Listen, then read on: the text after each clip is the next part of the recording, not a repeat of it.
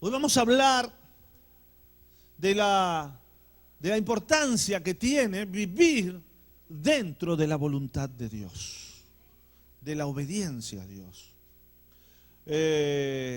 Y vamos a tomar, por ejemplo, lo que el Señor dejó establecido a su iglesia antes de irse de este mundo, antes de ser llevado al cielo. Dice la palabra del Señor, capítulo 1, versículo 1, dice, en el primer tratado, oh Teófilo, está escribiendo el evangelista Lucas. Lucas escribió el Evangelio según San Lucas y el libro de los Hechos de los Apóstoles. Y le escribe a Teófilo y dice, en el primer tratado yo te hablé acerca de todas las cosas que Jesús comenzó a hacer y a enseñar hasta el día en que fue recibido arriba, después de haber dado mandamiento por el Espíritu Santo a los apóstoles que había escogido, a quienes también, después de haber padecido, se presentó vivo con muchas pruebas indubitables, apareciéndoseles durante 40 días y hablándoles acerca del reino de Dios. Y estando juntos, les mandó que no se fueran de Jerusalén, sino que esperasen la promesa del Padre, la cual les dijo, oyeron de mí, oísteis de mí. Porque Juan ciertamente bautizó con agua, mas ustedes serán bautizados con el Espíritu Santo dentro de no muchos días. Amén. Faltaban 10 días, porque ellos recibieron el bautismo del Espíritu Santo el día de Pentecostés. Y el día de Pentecostés era 50 días después de la Pascua. El Señor Jesús fue crucificado en la Pascua y estuvo 40 días con los apóstoles, así que faltaban 10 días para que viniera el Espíritu Santo. Entonces, dice, los que se habían reunido le preguntaron diciendo, Señor, ¿restaurarás el reino de Israel en este tiempo? Y les dijo, no les toca a ustedes saber los tiempos o las sazones, las razones, ¿no? Dice que el Padre puso en su sola potestad, pero lo que a ustedes sí les importa es que recibirán poder cuando haya venido sobre ustedes el Espíritu Santo y me serán testigos ¿dónde? En Jerusalén, en toda Judea, en Samaria y hasta la República Argentina. No, Argentina es lo último, no que Chile. Vamos a entrar en un conflicto limítrofe aquí. Ahí Chile y Argentina estamos más para... No, Chile y Argentina. Ahora me están peleando acá los chilenos. Allí es lo último de la tierra. Esa era la voluntad del Señor. Dice, y habiendo dicho estas cosas, viéndolo ellos, fue alzado y le recibió una nube que le ocultó de sus ojos. ¿Cuántos decimos amén a la palabra de Dios? Ahora, yo quiero que usted interprete esto. Vamos a hablar también de lo que es la visión de Dios y nuestra visión. Dios tiene una visión para Él, para su reino y para cada una de nuestras vidas. ¿Sí o no? ¿Cuántos de los que están aquí creen que Dios tiene un propósito con sus vidas? Amén. Me gustó ese amén. Ahora, ¿cuál es el problema? ¿Cuál es la persona capaz de evitar que se cumpla ese propósito de Dios en mi vida? Muy bien, yo mismo. Acá no es cuestión ni de diablo ni de demonio. Acá es cuestión de que yo tome la decisión correcta. ¿La decisión de qué? De hacer con mi vida, ¿qué cosa? Lo que Dios quiere. Y ahí es el gran problema de los cristianos. Ese es el gran problema. Porque a veces lo que Dios quiere no es lo que nosotros queremos. ¿Y qué hacemos? Hoy hablaba la pastora, que justo siempre los familiares vienen el día que voy a la iglesia. Sí, siempre. No, por más que usted se esfuerce, siempre van a venir en el momento en que usted va a venir a la iglesia. Siempre está la toma de decisión. ¿Hago lo que yo quiero o hago lo que Dios quiere? ¿Me caso con alguien que Dios quiere o me caso con el que yo quiero? O la que yo quiero. Santo, nada más. Claro. Es todo un tema. Jesús, cuando estaba en el Getsemaní, y sabía lo que se le venía, ¿qué oración hizo el Señor?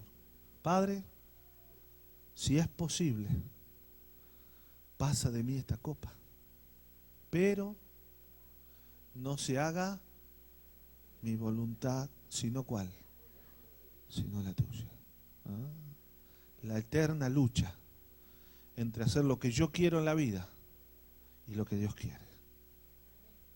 Fíjese, el Señor está a punto de irse de este mundo. Estaba culminando su ministerio en la tierra. Él se está por ir, pero Él sabe que va a venir el Espíritu Santo. Él sabe que murió en la cruz, que pagó el precio, que fue obediente, que logró la victoria, pero que ahora le toca a la iglesia. Ahora le toca a la iglesia completar la tarea.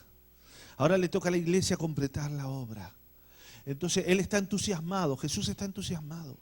Él ha vencido a la muerte, ha vencido a Satanás, lo ha clavado en la cruz del Calvario, ha anulado todos los decretos que había en nuestra contra. Él está allí dispuesto a subir al cielo para que descienda el Espíritu Santo y nos llene de poder, nos llene de autoridad, porque el Señor está mirando ¿qué cosa? El mundo entero. El Señor está mirando los millones y millones de personas de su tiempo y de los tiempos que vendrían. Allí estábamos nosotros también. Él estaba mirando y viendo la necesidad y sabiendo que el precio fue pagado y que la iglesia iba a tener un poder tremendo para poder desatar la gloria de Dios en el mundo entero. Y Jesús está mirando todo eso y está viendo esa gente que está allí, que va a recibir el Espíritu Santo, y Él entusiasmado le dice, van a recibir el Espíritu, esperen hasta recibir el Espíritu, y cuando reciban el Espíritu comiencen a dar testimonio de mi gloria, de mi poder. Y esa era la visión de Dios. Ese es el canal de Dios. Pero el problema es que hay muchos cristianos que están en otro canal. Están viendo otro partido. Están en otra sintonía. El Señor está en AM y ellos están en FM. Y dicen, no lo encuentro a Dios, no lo encuentro. Estás en otra sintonía. Claro. El Señor está hablando del plan de Dios. Y los judíos, Señor, pero sí, todo muy lindo, Señor. Qué lindo lo que va, sí, lindo. Pero Israel, Señor. ¿Restaurarás el reino de Israel, Padre? Él está hablando de llenar la tierra de su gloria, de enviar a ganar las almas. ¿Y Israel? ¿Qué hacemos con Israel, Señor? Y el Señor lo quedó mirando. No, yo me imagino el lugar del Señor, ¿no? Mostrando el plan de salvación al mundo entero, y estos pensando en Israel, en su problemita, en un pedacito de tierra que usted camina un día y ya se acabó el país. Creo que me han dicho que es más chico que Puerto Rico, que la República Dominicana, es más chiquito todavía Israel. Es una cosita chiquitita. Y el reino de Israel, Señor, ¿qué vas a hacer con el reino de Israel? Así hay cristianos, que Dios les habla, vienen tremendos, acá han venido tremendos predicadores a esta iglesia. Desde Carlos Anacondia para abajo, ¿no? Hasta Gabriel Zulia. Desde allá arriba hasta allá abajo. Han venido profetas, siervos de Dios, trayendo palabras, trayendo profecías, hablando a tu vida, revelándote el plan de Dios, y más de uno, sí, todo muy lindo, pero ¿y mi carrito que me quiero comprar? ¿Y el carrito nuevo? ¿Y la casita que queremos? ¿Y la novia esa que yo quiero? ¿Usted entiende lo que quiero decir? Dios te dice, yo te voy a usar, te voy a llenar de mi espíritu. Sí, pero ¿y para cuándo, Señor, ese trabajito nuevo que quiero? Estamos en otra. Sí, todo muy lindo, pastor, pero ¿y cuándo se va a convertir mi esposo? Sí, todo muy lindo, Señor, pero ¿y mi hijo cuándo va a salir de la droga? Sí, todo muy lindo, Señor, pero ¿cuándo me vas a sanar de los callitos esos que tengo? ¿Se da cuenta? El Señor está en una sintonía y a veces nosotros estamos en nuestra pequeña sintonía, en nuestro mundo, en nuestros problemas, en nuestros intereses. Estamos ahí. ¿Y qué le respondió el Señor? ¿Qué le respondió el Señor a estos judíos? Le dijo, sí, me había olvidado de Israel. Eso le dijo el Señor. Le dijo, le decía, no les toca a ustedes saber lo que Dios tiene que hacer, lo que Dios sabe que va a hacer. Lo que Dios va a hacer, Dios lo va a hacer. ¿Cuándo? ¿Cómo? ¿Dónde? ¿Con quién? ¿De qué manera? Eso es problema de Dios. Amén, hermanos. ¿Cómo Dios lo va a tocar a tu esposo? ¿Cómo lo va a dar vuelta como una media? ¿O a tu hijo? Ese es tema de Dios. Dios lo va a hacer. Porque Dios lo prometió y Él lo va a hacer. No, tú no tienes que andar todos los días preguntándole a Dios cuándo lo va a hacer. Tú no tienes que andar, Señor, ¿y mi hijo para cuándo, Señor? Y Señor, como no te olvides, Señor, como si yo, menos mal que me avisaste. Claro. No, a ustedes no les toca saber lo que Dios tiene en su sola potestad. Lo que Dios prometió, Él lo va a cumplir. Usted quédese tranquilo, que Dios lo va a cumplir. Pero usted no deje de hacer lo que Dios quiere que usted haga. Amén. Primero Dios, primero la voluntad de Dios. Busca primero el reino de Dios y su justicia. Y las demás cosas vendrán. Vendrán. Dios lo va a hacer, así como le dio la casa a la hermana, así como le dio carros a más de uno, así como le dio novias y novios a más de uno. Dios te lo va a dar. Dios te lo va a dar, pero a su tiempo, Él sabe cuándo. Mientras, ¿qué hago? Mientras tengo que hacer la voluntad del Padre. Tengo que poner a Dios en primer lugar en mi vida. Tengo que, número 1, dijo el Señor, no hagan nada hasta que reciban el Espíritu Santo. Si tú no sientes que hay unción en tu vida, si tú no sientes que no tienes el Espíritu Santo, entonces ¿qué es lo que tienes que hacer? Buscarlo. Buscarlo. Ya lo deberías tener, porque ya lo mandó el Señor. Es para todos. Es para todos. Así que, Señor, lléname de tu Espíritu. Busca llenarte del Espíritu Santo. Busca, hay cristianos que vienen a la iglesia buscando que Dios los llene de plata, en vez de buscando que el Señor los llene de su Espíritu. Porque cuando el Señor Jesús dijo, buscad y hallaréis, pedid y se os dará, llamad y se os abrirá. ¿Saben de qué estaba hablando? Del Espíritu Santo. Porque dice ahí en Lucas, porque dice, ¿cuánto más vuestro Padre Celestial no le dará el Espíritu Santo a todos los que se lo pidan? Él estaba hablando del Espíritu. Él estaba citando al profeta Isaías cuando dijo, buscad a Jehová mientras pueda ser hallado, llamadle en tanto que está cercano. Él estaba citando a Isaías. Él no estaba hablando de pedir cosas materiales. Él no estaba hablando de pedir cosas de este mundo. Él estaba hablando de, ahora vino el Hijo de Dios al mundo. Este es el tiempo de buscar de Dios. Este es el tiempo de buscar el Espíritu Santo. No es el tiempo de otras cosas. Fíjese que cuántos en la iglesia hay como uno que lo señala el apóstol Lucas en el capítulo 12, versículo 13. Pero fíjese, desde el versículo 8, de lo que Jesús viene hablando. Es tremendo, Jesús, de lo que Jesús está hablando y de lo que el hombre estaba a la mente de él en otra cosa. Este es un ejemplo tremendo. Dice, Jesús viene hablando del que me confesare delante de los hombres. Dice, les digo que todo aquel que me confesare delante de los hombres, también el Hijo del Hombre le confesará delante de los ángeles de Dios. Mas el que me negare delante de los hombres será negado delante de los ángeles de Dios. A todo aquel que dijere alguna palabra contra el Hijo del Hombre le será perdonado, pero el que blasfemare contra el Espíritu Santo no le será perdonado.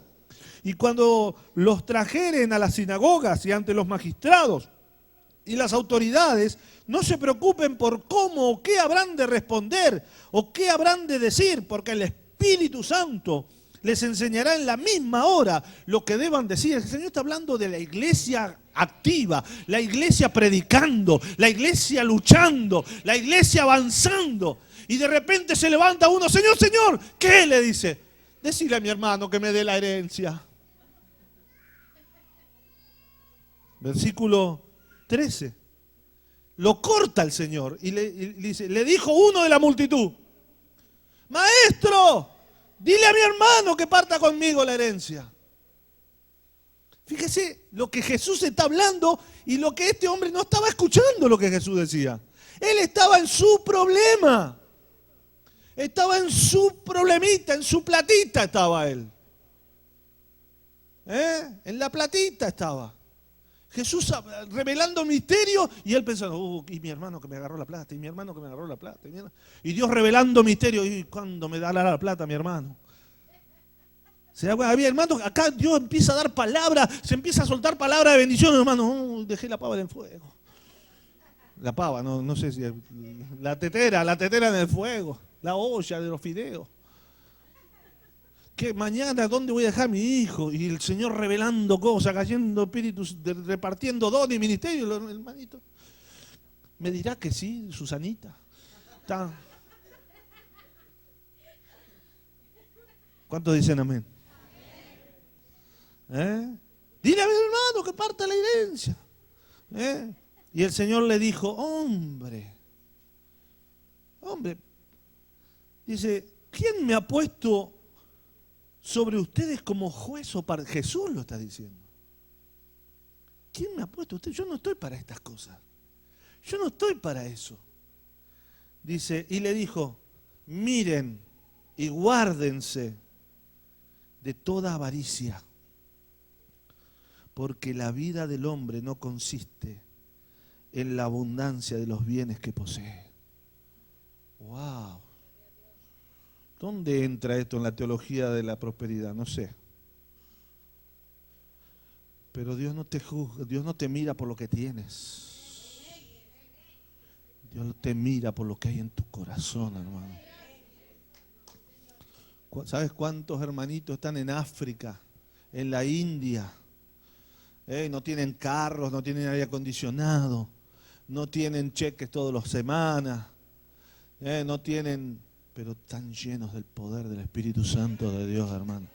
Llenos de la gloria de Dios.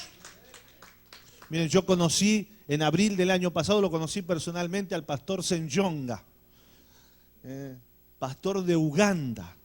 Yo me enteré de él por un video hace 2 años atrás. Y después tuve la alegría de conocerlo personalmente. Este pastor, en un video que me dieron sobre el avivamiento en Uganda, después de aquel presidente asesino que tenían, ¿cómo era que se llamaba? Idi Amin, ¿era? No. Idi Amin, ¿no? Sí. Vino un avivamiento en el país. Dice que los hermanos se metían en la selva a orar toda la noche, a interceder por el país. Y después Dios movió su mano, sacó a ese presidente y las iglesias empezaron a crecer. Y este pastor era jovencito y él tenía una pequeña congregación de 20, 30 hermanitos.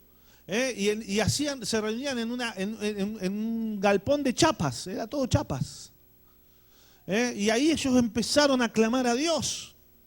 Entonces el brujo del pueblo le mandó un mensaje a la iglesia de este pastor. Y el mensaje era, les doy 7 días para que cierren la iglesia o el pastor se muere. Ese era el mensaje del brujo del pueblo. Y los hermanos se pusieron a orar y a buscar de Dios los 7 días y al 7º día se murió el brujo. Den un aplauso al Señor. ¡Aleluya! Tremendo. Se murió el brujo. Claro, hermano. Porque no es los bienes que poseemos, es el poder de Dios que está en nosotros, hermano. La unción del Espíritu Santo. Hay cristianos que andan buscando los bienes y no andan buscando la llenura del Espíritu Santo, hermano. Y hemos sido llamados a vivir una vida de gloria. Hoy es una de las iglesias más grandes de Uganda, las que tiene este pastor. Los domingos creo que se reúnen entre 3.000 y 5.000 personas por domingo. Mire usted.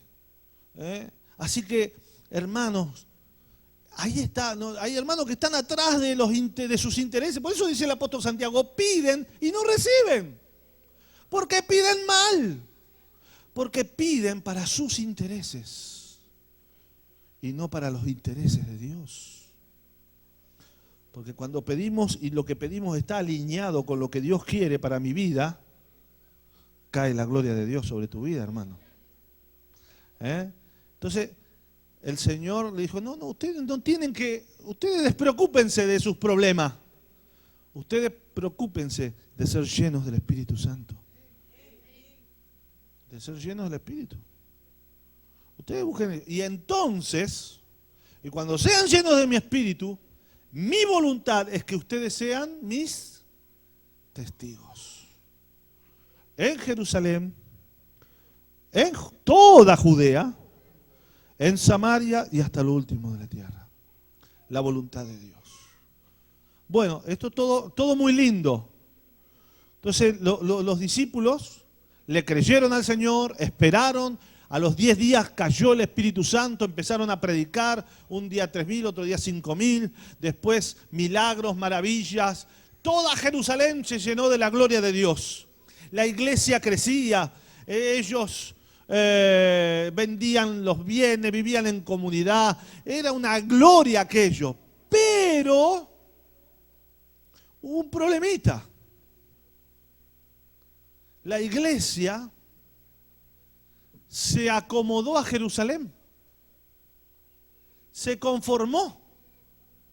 Qué lindo, qué bueno lo que estamos viviendo. Todo el mundo habla bien de nosotros. Decían, no, los cristianos, buena gente los seguidores de Cristo. Viste, hacen milagros, los sacerdotes se convierten. Yo estoy pensando en hacerme cristiano también. Estaban contentos, estaban lindos. Pero no estaban haciendo planes para hacer lo que el Señor les había pedido.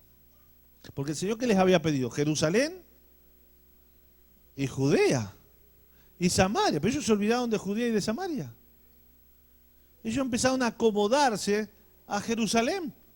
Fíjese, capítulo 6 de Hechos. Capítulo 6, versículo 7. Dice, y crecía la palabra del Señor y el número de los discípulos se multiplicaba grandemente, ¿dónde? En Jerusalén. ¿Esa era la voluntad de Dios? No, era parte de la voluntad de Dios. En Jerusalén también muchos de los sacerdotes obedecían a la fe. Hasta el versículo 7 del capítulo 6, todo bárbaro, todo bueno. Pero ¿qué pasa a partir del versículo 8? ¿Qué ocurrió? ¿Qué narra el versículo 8 en adelante? El arresto de Esteban. Es decir, y todo lo que sigue hasta el capítulo 8 es el arresto de Esteban. Todo eso pasó en un solo día. Es decir, pero en realidad la continuación del versículo 7 del capítulo 6 viene a ser el capítulo 8. En el capítulo 8 dice, y Saulo consentía en su muerte. En aquel día hubo una gran persecución contra la iglesia. En aquel día, justo un día después de que todo estaba bien, empieza la persecución. Y todos fueron esparcidos. Y fíjese, ¿a dónde fueron esparcidos? ¿A dónde dice que fueron esparcidos? Versículo 1. Fueron esparcidos por las tierras de Judea y de Samaria. ¿No les llama la atención a ustedes? Qué tremendo, ¿no? Qué duros que somos a veces. Qué duros que somos. Dios nos habla y nos habla y nos habla, pero nosotros estamos en otro canal. Estamos en el nuestro, en el canal nuestro estamos. No estamos en el canal del Señor. Vemos nuestras propagandas, vemos nuestras películas, todo lo nuestro vemos. Pero del Señor no sabe. Ah, no sabía. ¿Viste el último noticiero del cielo? Ah, no. Porque estaba viendo el noticiero mío. Ese es el problema.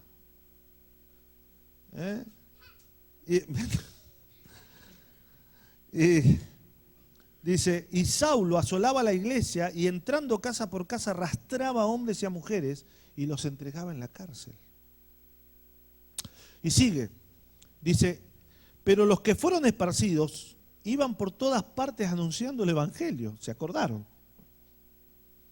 Entonces Felipe, ¿qué era Felipe? ¿De qué lo habían apartado a Felipe? ¿De? No. La mesa, de diácono. Era uno de los 7 primeros diáconos. Después fue evangelista. Pero en realidad Dios lo quería usar como evangelista. Pero en Jerusalén era para diácono nomás. En Jerusalén estaba Felipe, tremendos dones que Dios le había dado y estaba sirviendo la comidita. Cuando nos encerramos, en vez de soltar lo que Dios quiere hacer con nosotros. Y dice, y descendió a la ciudad de Samaria, empezó a predicar, ¿y qué pasó? La gente unánime escuchaba atentamente las cosas que decía Felipe, oyendo y viendo las señales que hacía. Porque de muchos que tenían espíritus inmundos salían estos dando grandes voces, y muchos paralíticos y cojos eran sanados. Mire, Felipe en Jerusalén servía la mesa, y en Samaria echaba fuera demonios y sanaba enfermos. ¿Dónde lo quería Dios a Felipe? En Samaria. Pero a veces la iglesia se encierra, los cristianos se encierran. No, yo acá estoy bien, yo con esto que hago está bien. Pero ese no es el plan de Dios para tu vida. Todos dijimos hoy, ¿Dios tiene un plan? Sí, Dios tiene un plan conmigo. Algún día se cumplirá. Algún día Dios cumplirá su plan, pero ahora yo tengo que trabajar, tengo que hacer esto, tengo que hacer lo otro. Pero yo pregunto, ¿cuándo será ese día que Dios va a cumplir su plan contigo? ¿En qué vida Dios va a cumplir su plan contigo? ¿Cuántas vidas tenemos? Ah, menos mal. Pensé que eran budistas ustedes. Una sola vida tenemos. Y yo les pregunto, de esta vida que tienen, ¿cuánto nos queda? ¿Alguien sabe cuánto le queda? No sabemos. ¿Sabemos si nos quedan 2 días más de vida? ¿Sabemos? ¿Podemos asegurarlo? ¿Un día? No, y vivimos como si nos faltaran 200 años para morirnos. ¿Sí o no, hermano? Claro, parece que... Sí, por ahí en el futuro Dios me usará. Sí, por ahí un día de esto el Señor me toca. No, hermano.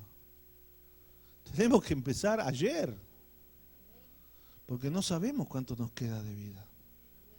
¿Tú sabes cuánto te queda de vida? No sabes. ¿Y qué estás esperando para cumplir el plan de Dios? ¿Qué estás esperando? ¿Que venga un ángel del cielo y te diga, esto es lo que Dios quiere hacer contigo? No. Hay muchos cristianos que viven, voy a ver si voy el domingo a la iglesia. Si hace mucho frío, no voy. Si hace calor, mucho calor, tampoco. Si llueve, menos. Si nieva, menos. Y si hace lindo día, por ahí me voy a pasear. Claro. Entonces, ¿cuándo venir a la iglesia? Pero si usted le pregunta, Dios tiene un propósito con su vida, Dios tiene un propósito, ¿y cuándo espera cumplirlo? ¿Cuántos dicen amén, hermano? Está doliendo, ¿no? Le pegó en la costilla esa, ¿no? Dolió esa. Yo sé que duele, yo sé que duele.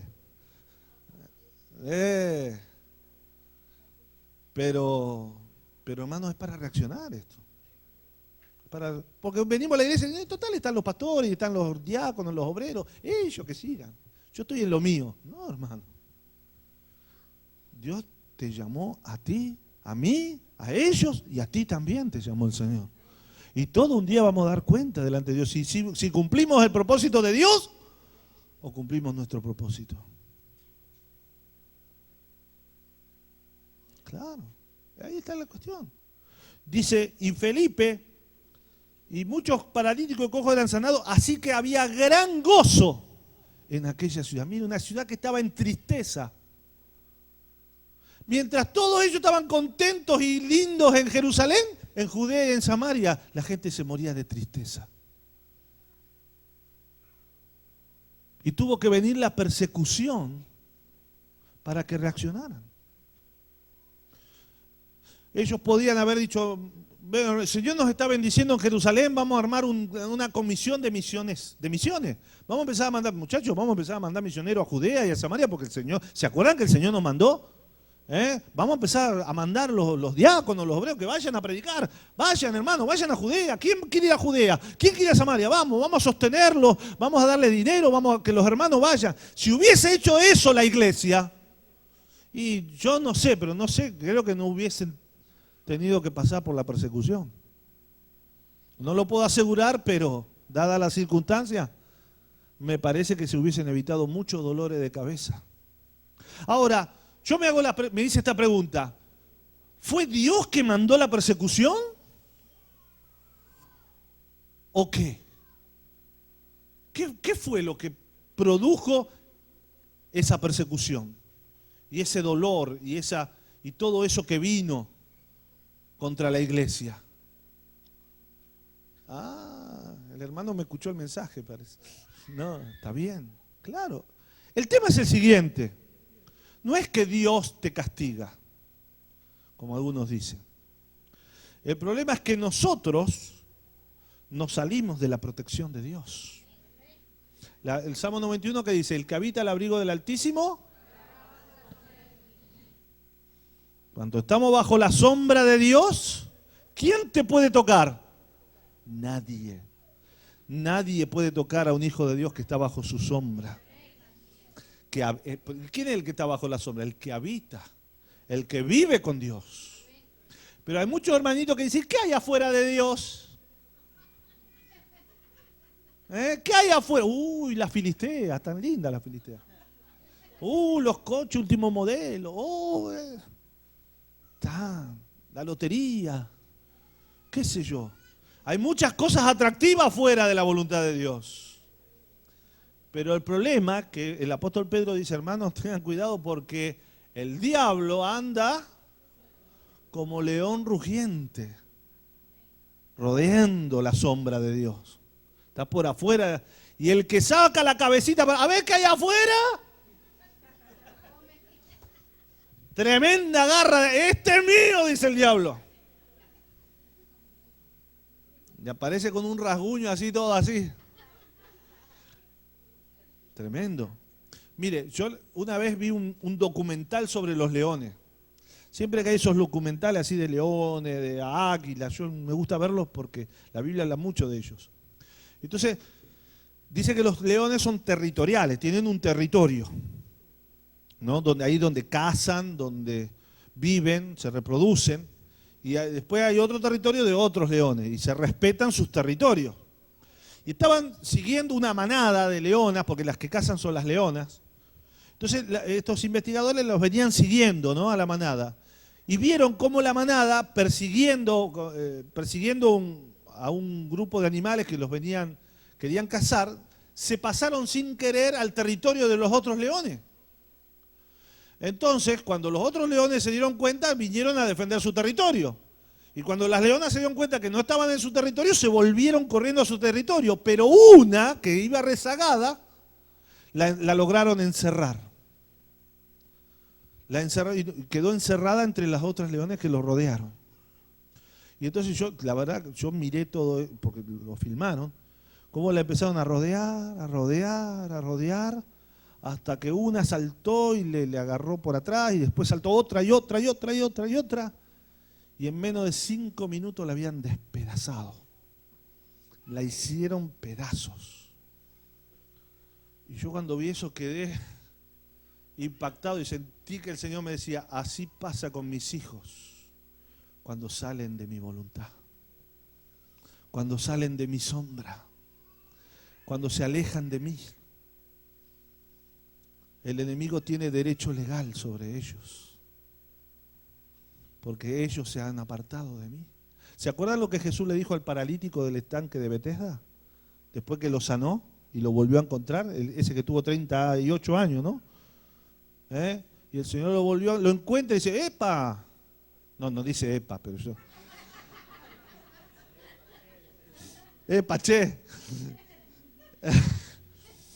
Le dice, mira que no vuelvas a pecar, porque no sea que te venga algo peor.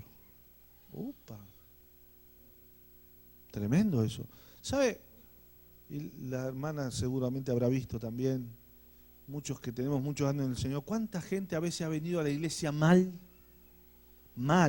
pero mal. Y el Señor los bendijo, los levantó, los sanó, los prosperó.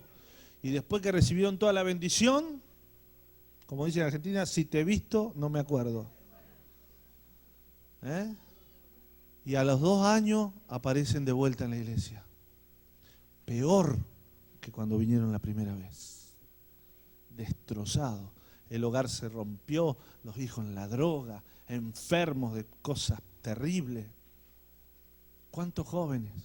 ¿Cuántos jóvenes que nacieron en la iglesia después se fueron al mundo y terminan después volviendo con SIDA, o con enfermedades graves?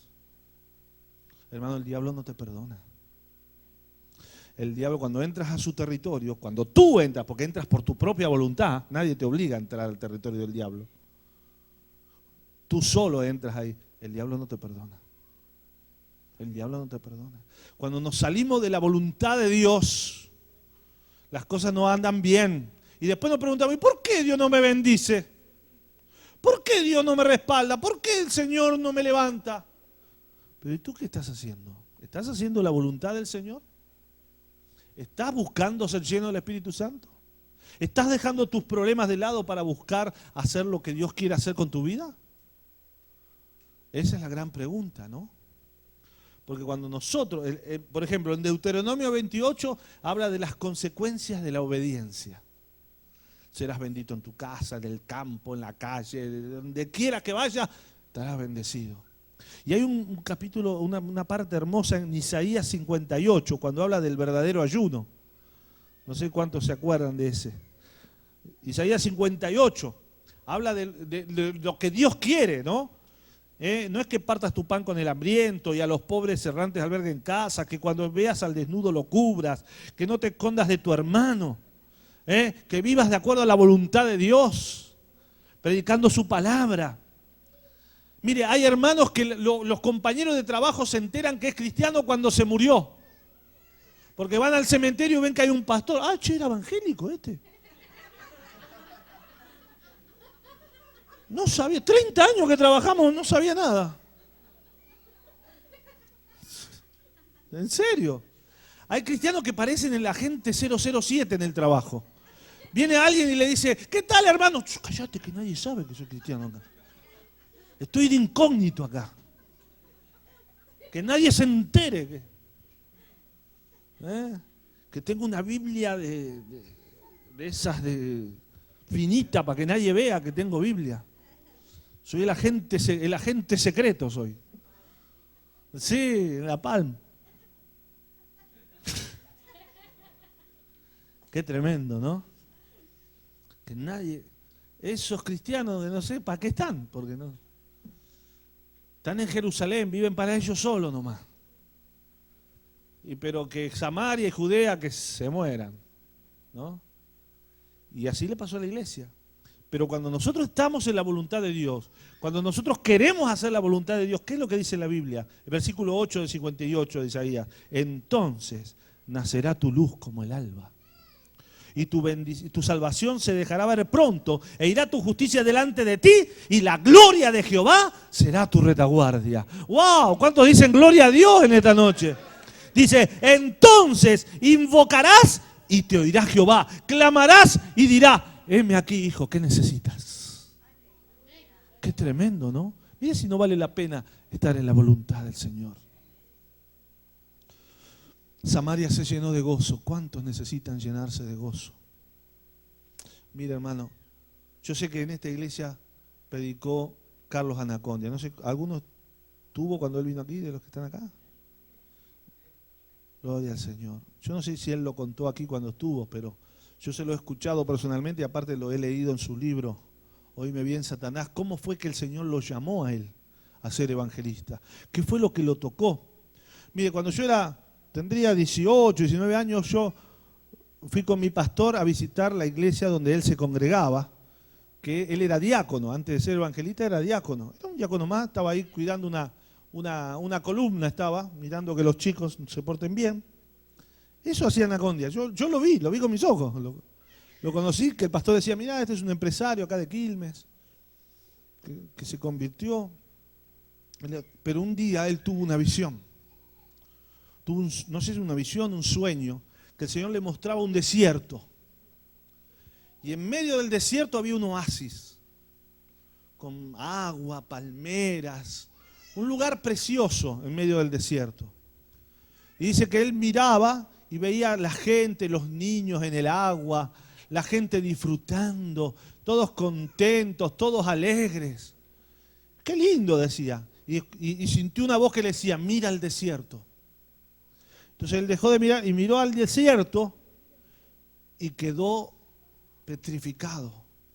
Porque alrededor del oasis había toda gente moribunda, muerta de sed y de hambre, arrastrándose en la arena, levantando las manos hacia el oasis, pidiendo socorro, pidiendo agua. Y él cuando vio eso miraba a la gente del oasis para diciendo, ayúdenlo. Pero la gente, él se dio cuenta que a la gente del oasis ni le importaba a la gente que se estaba muriendo. Ellos estaban en su alegría y no les importaba que ahí nomás a unos metros la gente se estaba muriendo. Y él se sintió mal, empezó a sentir una indignación, pero hagan algo. ¿Qué es esto, Señor? Y dice que el Señor le dijo, esa es mi iglesia. Viven disfrutando mis bendiciones, pero se olvidan de las almas que se pierden. No son capaces de salir de su comodidad para ir a darle agua de vida a la gente que se está muriendo. Eso lo impactó. Y ahí fue que él empezó a hacer campaña, empezó con unas tablitas ahí en un barrio pobre, y ahí empezó, y Dios empezó a respaldarlo, y la unción de Dios empezó, y después, mire, llenó la Argentina del Evangelio ese hombre. No hay ciudad importante de Argentina que no haya tenido una campaña con Carlos Anacondia. Trajo en todo el país sabemos cómo liberar, cómo echar fuera demonios, todo a través de las campañas. Todo el mundo, desde La Quiaca hasta Ushuaia, lo sabe a través del ministerio de este hermano. Tremendo. Todo lo que Dios hizo porque él se dejó impactar por Dios. Es más, le dijo, Señor, si tengo que dejar mi empresa, la dejo. Y la iba a dejar y el Señor dijo, no dejes tu empresa, pero no dejes de hacer lo que te he mandado hacer.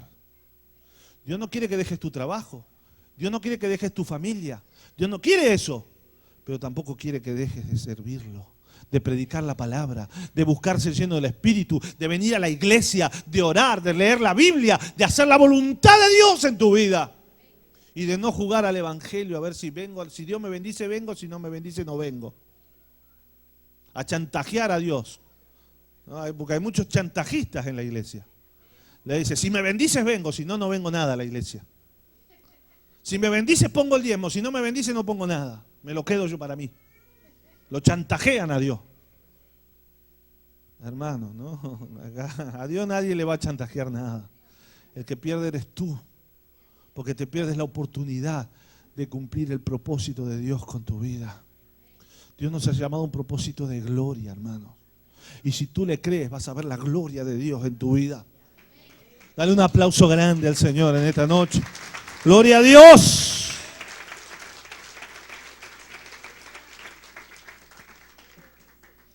Dios te va a sorprender. Yo era un muchachito de allí de La Matanza, de Ciudad Evita.